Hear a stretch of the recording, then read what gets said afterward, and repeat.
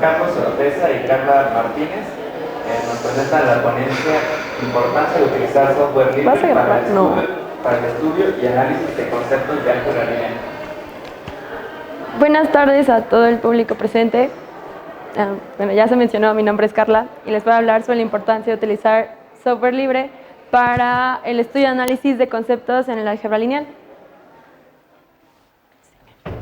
Como un objetivo principal que tenemos a través de este trabajo es el mostrar una serie de evidencias que demuestran la importancia que tiene el utilizar el software libre como una estrategia complementaria dentro de la formación académica que tiene un estudiante de nivel superior y a su vez también para el nivel bachillerato. Afirmamos que un estudiante alcanza una idea clara y precisa de los conceptos algebraicos y se le orilla a un escenario que lo conduce a utilizar tecnologías y software libre a través de un diseño que se le llama ingeniería didáctica. La ingeniería didáctica surge a principios de los años 80 en Francia con el objetivo de analizar a profundidad las diferentes actividades que se llevaban a cabo en el aula de clase. La ingeniería didáctica es utilizada en la didáctica de las matemáticas y tenemos a un autor que se llama Dueda, que lo define como el conjunto de soluciones didácticas que ofrece un profesor o ingeniero para ser aplicadas a un determinado grupo de estudiantes, con el objetivo de hacer un análisis matemático e inducir el concepto de alguna materia, en nuestro caso matemáticas. La ingeniería didáctica como metodología de investigación se caracteriza a través de un esquema experimental que está basado en dos cosas. Las primeras serían las realizaciones didácticas ofrecidas dentro del aula. Esto engloba a la concepción, la observación, el análisis y la aplicación de algunas secuencias de enseñanza. Y también engloba al registro de estudio de casos que involucra a un análisis interno. Y todo esto está basado en una confrontación entre lo que se conoce como un análisis a priori y un análisis a posteriori. El proceso experimental de la ingeniería didáctica consta de 4 importantes fases. La primera fase es la llamada análisis preliminar, donde aquí se va a estudiar el lugar en el que se va a ofrecer la enseñanza didáctica. También se van a estudiar los obstáculos y las dificultades que presentan los estudiantes que no permiten su evolución dentro del aula de clase, y también se estudian las posibles estrategias que se van a utilizar para dar la enseñanza más fácil. La segunda fase es concepción y análisis a priori de las situaciones didácticas. En este caso se van a escoger las diferentes estrategias que nos van a ayudar a lograr un control casi máximo de las reacciones que van a tener los alumnos a las opciones que va a dar el profesor para enseñar en una clase. En la fase de experimentación, pues ya se da la aplicación de la estrategia escogida y se observan las reacciones que tienen los alumnos a esta. Asimismo, también se observa la reacción del profesor. Y en el análisis a posteriori y evaluación, hay complementos con metodologías externas, ya que se va a hacer una evaluación de los resultados que se obtuvieron mediante encuestas o evaluaciones a los maestros y a los alumnos. Como herramienta didáctica tenemos a la visualización, y en la visualización la comprendemos básicamente como la capacidad o el proceso de crear o imaginar algo en nuestra mente y plasmarlo en papel o plasmarlo en alguna herramienta tecnológica, como es en nuestro caso. Y todo esto es mediante el proceso que hacemos en nuestra mente y nos ayuda a comunicar nuestras ideas y exteriorizarlas con las demás personas. Como metodología para este proyecto, realizamos una serie de ejercicios en las que debíamos seguir un procedimiento específico. Debíamos primero determinar una ecuación de una recta para después hacer un análisis de nuestros datos de forma analítica, después graficar esos datos obtenidos y realizar por último una comparación entre los resultados que obtuvimos de forma analítica y gráfica con los que se obtienen utilizando un software libre. Con eso corroboramos si estamos haciendo un procedimiento correcto o no. Como primera actividad tenemos un planteamiento de un problema donde nos dicen que en Cuautitlán Izcalli el precio de un kilo de tortilla es de 14 pesos con 50 centavos y se nos piden 4 diferentes puntos. El primero es elaborar una tabla para conocer el costo de los primeros 20 kilos de tortilla. El segundo, encontrar una ecuación general que nos pueda ayudar a determinar el precio de tortilla. El tercer inciso dice calcular cuánto se debe pagar por 27 kilogramos y medio. Y el último nos dice realizar la gráfica correspondiente. Para realizar la tabla de costos es importante ser conscientes de qué conceptos debemos recordar para realizar esta actividad. Lo primordial es la tabulación a través de lo que puede ser la regla de 3, que es el método más sencillo para realizar, en nuestro caso, el cálculo de 20 kilogramos de tortilla. Dentro del análisis y obtención de resultados entraría estos, decir qué método me conviene más y cuál es más fácil para mí para realizar la tabla. Obtenemos los resultados y ahora podríamos preguntarnos qué podemos hacer con los datos obtenidos. Bueno, aplicado a una tortillería, sería más fácil para una señora analizar su tabla si alguien llega y le pide 20 kilos a que si hace el cálculo mental o si lo hace manualmente. Y no solo se puede aplicar a una tortillería, también puede ser aplicado a industrias de mayor exponencia donde se trabajan productos que se exportan en mayores cantidades. En cuestión de la relación de compra-venta, sería de mayor utilidad realizar este tipo de actividades. Para encontrar la ecuación general, vamos a tomar como base la ecuación de la recta que pasa por 2 puntos. Para esto vamos a ocupar 2 puntos de nuestra tabla del primer inciso. Ocupamos el punto 2,29 y 12,174. De la ecuación general vamos a realizar un despeje para que quede en términos de y igual a x y para después poder igualar a 0 para obtener la ecuación general. Realizamos la sustitución de nuestros puntos que escogimos y al final nos va a quedar primeramente una ecuación de forma racional, menos 29 medios de x más y igual a 0. Pero para mayor comodidad vamos a dejar a la x lineal. Entonces multiplicamos la ecuación por 2 y vamos a obtener menos 29x más 2y igual a 0. Y esa sería nuestra ecuación general. Ahora, para determinar cuánto cuestan 27 kilogramos y medio de tortillas, vamos a ocupar la ecuación que obtuvimos en el inciso anterior. Lo que se va a hacer es despejar a la variable y, ya que en nuestra tabla, si se analiza de mayor forma, la variable y va a representar el precio del kilo de tortillas que queremos y la variable x va a ser el número de kilos. Entonces, despejando la variable y de nuestra ecuación, tenemos que y es igual a 29 medios. Lo que se hace a continuación es sustituir el valor de x para el número de kilogramos que queremos. En este caso, 27 y medio equivale a 55 medios. Se va a hacer la multiplicación de las fracciones y nos va a quedar que y es igual a 1595 cuartos. Esto ya lo vamos a analizar como que si por 27 kilogramos y medio de tortilla vamos a pagar 398 pesos con 75 centavos.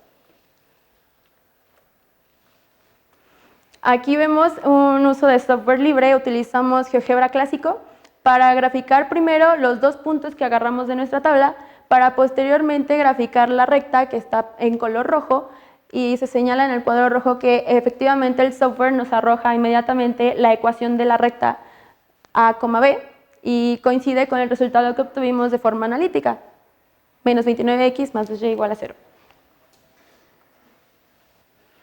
La segunda actividad dice que un fabricante debe empaquetar 4 dulces diferentes utilizando 3 tipos de materiales. Nos arrojan una tabla donde nos enseñan la proporción entre la cantidad de material que se necesita para cada tipo de dulce. Y ahí indica que las Ds con los subíndices son los dulces y las Ms con los subíndices son los materiales para empaquetar. Nos indica que se desean empaquetar diferentes cantidades de cada dulce. Para el dulce 1 nos piden 60, para el dulce 2 20, para el dulce 3 90 unidades y para el dulce 4 30 unidades. La pregunta nos dice que cuántas unidades de cada material son necesarias para empaquetar esa cantidad de dulces. Para la solución de este problema, un método muy sencillo es expresar nuestra información a partir de matrices. Lo que hacemos es expresar la matriz D mayúscula que va a equivaler a la cantidad de dulces que necesitamos empaquetar. En este caso se acomoda en forma de columna y se dice que la matriz D es igual a 60, 20, 90, 30. La matriz E mayúscula va a representar a la cantidad de materiales que necesitamos para empaquetar eso, que son los resultados que vamos a obtener al final. Y nada, la definimos por M subíndice 1, M subíndice 2 y M subíndice 3. Finalmente, la matriz A va a ser nuestra matriz principal, ya que esta va a englobar a los datos que nos arrojaron en la tabla del principio. Esto representa la relación entre el tipo de material y la cantidad de dulces. Ahora vamos a aplicar la ecuación A por D igual a M, ya que esto es multiplicar la relación que nos daban en la tabla por la cantidad de dulces que nos dan, y eso nos va a dar las unidades de cada material que necesitamos. Hay que recordar que la multiplicación de matrices se hace de forma renglón por columna, y eso es lo que vamos a aplicar aquí. Para el material 1, tomando como referencia primero la matriz A, decimos que el primer renglón es el que va a relacionarse con el primer material. Entonces se va a hacer la multiplicación del primer renglón por la columna de la matriz D. Ahí se sustituyen los valores, sería 2 por 60, más 4 por 20, más 90 por 1, más 30 por 3. Y nos arroja que para el material 1 se necesitan 380 unidades. De igual forma, se va a hacer para obtener las unidades del material 2 y el material 3. En este caso, en la matriz A, el segundo renglón va a equivaler a los materiales del tipo 2 y el tercer renglón de la matriz A va a ser el equivalente a los materiales del tipo 3. Obtenemos entonces por la multiplicación renglón por columna que para el material 2 se necesitan 270 unidades y para el material 3 se necesitan 600 unidades. Comprobando con nuestro software libre, nuevamente utilizamos GeoGebra clásico. En este caso ponemos la opción de tabulador y al mismo tiempo ponemos que nuestra entrada de datos sea en forma de matriz. Al hacer la tabla se colocan los datos como si estuviéramos realizando nuestra matriz ahí mismo, se seleccionan y se pone que se representan en forma de matriz. Ahí se tiene el equivalente de las celdas A1, B1, C1, D1 y con su valor numérico. Después se colocan los datos de la matriz D, que es la que queríamos desde un principio. Igual se pone la equivalencia de sus celdas del renglón F, de la columna F y el valor numérico. Finalmente se indica que la multiplicación de A por D nos va a dar la matriz M y corroboramos que se obtuvo en el software libre los resultados que nosotros obtuvimos de manera analítica. Y esto es una interpretación geométrica del problema que tenemos en cuestión. Se grafica la matriz A en forma de vectores diferentes. Se descompone en forma de columnas, puesto que no podemos graficar la matriz completa. Se indican ahí los 4 puntos y graficamos unas rectas que pasan por esos puntos. Observando el gráfico podemos analizar que son rectas con pendiente infinita, puesto que como están dirigidas sobre el eje Z, paralelas al eje Z, pues no sabemos cuánto es el valor de la pendiente.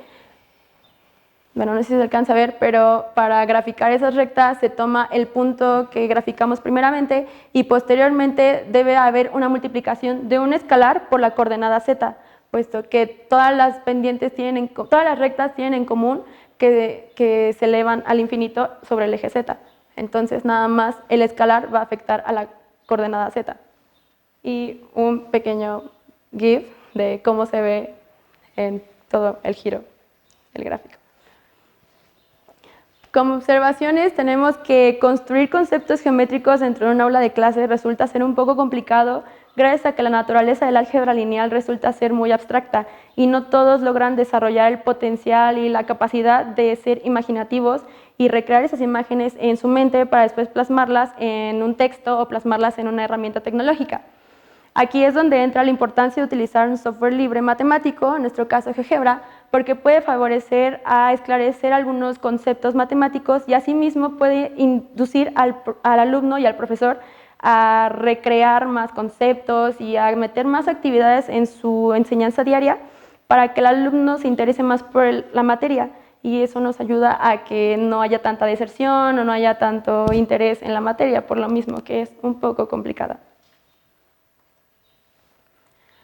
Dentro de nuestras regularidades tenemos que nuestros estudiantes han resuelto de manera satisfactoria nuestros ejemplos dados, asimismo tanto individual como grupalmente. También estos alumnos han ofrecido diferentes alternativas para su solución. No solamente podemos apoyarnos en GeoGebra, tenemos más softwares como Math42 o Matrix Calc o Malmath que nos ayudan a corroborar nuestros cálculos analíticos y asimismo pues nos podemos explotar más al intentar interactuar con ese tipo de tecnologías. También se identificaron los objetivos que teníamos primordiales en esta actividad y asimismo los profesores entran en conciencia de que esta es una herramienta y una estrategia muy importante para aplicar dentro de las aulas, pues no solo les ayuda a ellos a que los alumnos comprendan, sino también los propios alumnos se ayudan a explotarse más y a ver que pueden interactuar más con esta parte que nos da nuestro mundo actual. O sea, las tecnologías son muy amplias y sin embargo no todos las sabemos utilizar, entonces es lo bueno del software libre, nos da la opción de manejarlo como nosotros queramos, podemos aplicar colores, podemos aplicar diferentes tipos de gráficos. GeoGebra tiene muchas alternativas porque no solo tiene una calculadora clásica, también tiene una calculadora de probabilidad, también sirve para gráficos en 3D y para graficar pendientes, rectas, sólidos de revolución, curvas, un sinfín de cosas. Como conclusiones, podemos decir que se refuerza mucho la importancia que es el utilizar un software libre, no solamente un solo tipo, puede ser cualquiera, ya que ayuda a que se haga un fácil aprendizaje y una mayor comprensión de los conceptos algebraicos y matemáticos.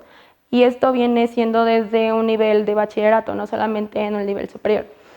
Ya si se tiene la experiencia en el nivel bachillerato, es más fácil que en el superior exploten aún más sus capacidades los alumnos para lograr un mayor esclarecimiento de los conceptos que se les presenten.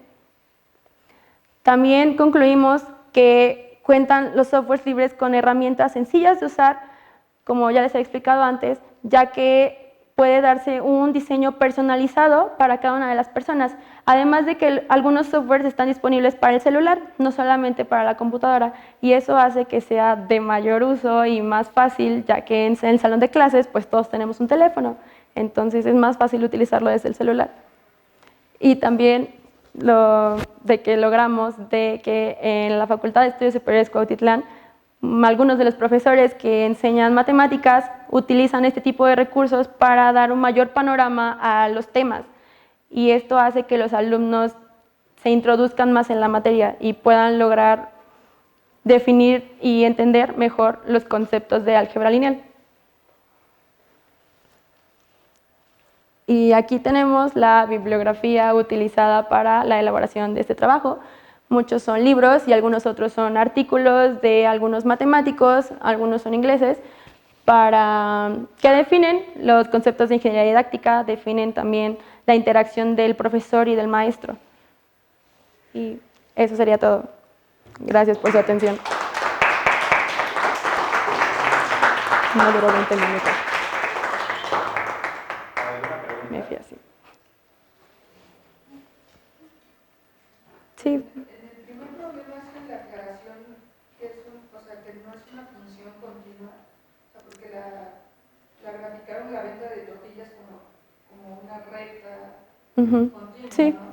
Porque al menos a nivel bachillerato es muy difícil, bueno, no es muy difícil, pero es algo que los alumnos dicen, pues eso es lo que dice GeoGebra, ¿no? O sea, es una función racional y GeoGebra lo grafica ese punto donde se determina, o sea, lo hace continuo, ¿no? Sí. Entonces, ellos dicen, no, pues es que así está el software, así está bien, ¿no? Entonces, ahorita estoy viendo que están aplicando el software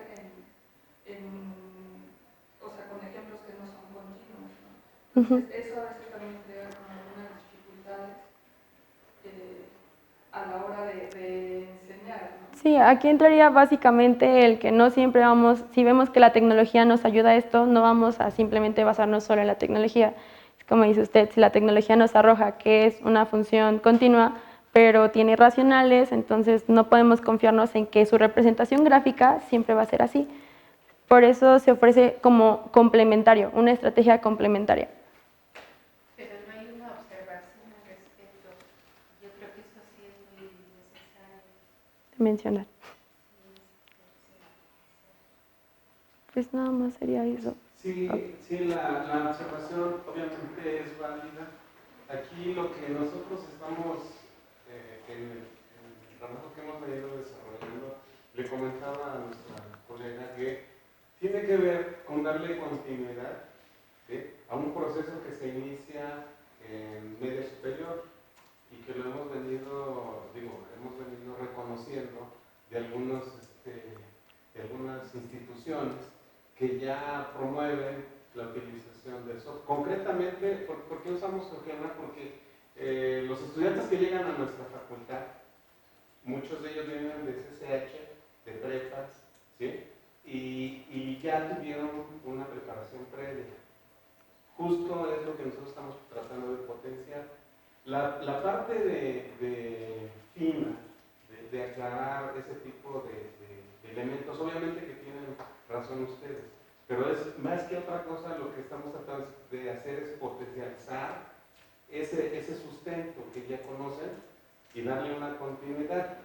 La parte fina, donde hay que dar explicaciones precisas y demás, tiene que ver. Lo que nosotros estamos haciendo por cuestiones de tiempo, por ejemplo, fue hablar del precio o el costo de tortilla, ¿no? En un lugar que ya la dinámica de algunas charlas en el día, durante el día, se hablaba, ¿no? El contexto social, el contexto cercano al estudiante, fue un poco esa parte. La otra parte de la estructura matricial, donde nuestra compañera sí lo menciona, que puede abrirse a procesos mucho más grandes de carácter industrial. La ventaja de representar de manera matricial las cosas, bueno, pues es que tenemos esa potencialidad. Podemos utilizar sistemas M por N, ¿no? Donde obviamente también esos análisis traen consigo puntualizar y darles una atención especializada, ¿sí? Pero la parte central de nuestro trabajo es proporcionar una continuidad. Y algo que ha sido muy importante, nos dimos a la tarea de hacer el estudio con respecto al celular. En principio, cuando nosotros hicimos la propuesta, nuestros compañeros lo primero que hicieron fue protestar. ¿Cómo utilizar el celular? Pero cuando dimos a conocer el trabajo que puede ser utilizado como una herramienta alternativa de verificación en principio, de un proceso analítico, nosotros no llegamos y planteamos que usen la tecnología como una sustitución, ¿no? Nada más para terminar, o sea, lo que yo voy es que, como debería ser una gráfica discreta, Sí, estoy de acuerdo. y lo que sale es una línea que correspondería a una función. Entonces, nada más era eso.